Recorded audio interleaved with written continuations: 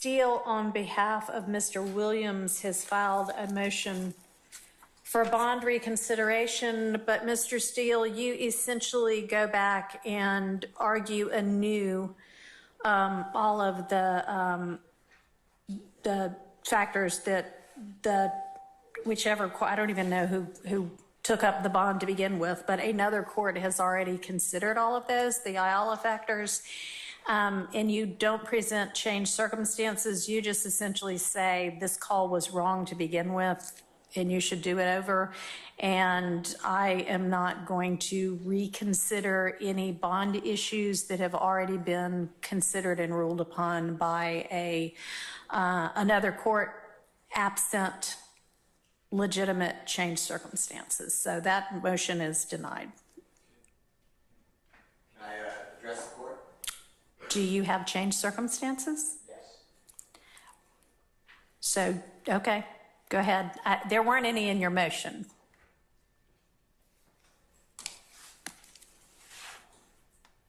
Mr. Williams has been in custody since the 9th day of May of 2022. This is in my motion. Or it should be in my motion. He has sat through unnecessary jury selection for months, bringing in over 2,000 people when the jurors were chosen from the first 511. That should not be on him. This is excess. He's now sat here for a month while the antics of Judge Glanville and Lawyer Love and Lawyer Hilton cause him to just wander and squalor in a jail. The case is, God forbid there's a conviction, going to be reversed potentially because these are serious issues, and I've raised them. I've put them to the court. There are issues of confrontation clause violations, prosecutorial misconduct, judicial misconduct, not being present at a critical stage of proceedings. There is no reason to believe that Mr. Williams is fleeing. He would be crazy, because if he flees, the case goes on because it's mid-trial and he waives his appellate rights. He has the strongest ties to the community and the backing of wonderful people, both near and far, who are willing to come. Those are my changed circumstances. All right. Thank you. I do not, they are changed circumstances from, yes, things happened after the bond was decided to begin with. I don't know how I would have decided the bond originally. That's not before me. Those are not the kind of changed circumstances that speak to the Ayala factors, and so I'm not going to reconsider the bond. Well, let me ask one more then. There is a judge who joined the prosecution team. He said, we need a witness's testimony. He encouraged the witness, more than encouraged, to testify against Mr. Williams. I think that should come anew to the All court. right, well, that may or may not be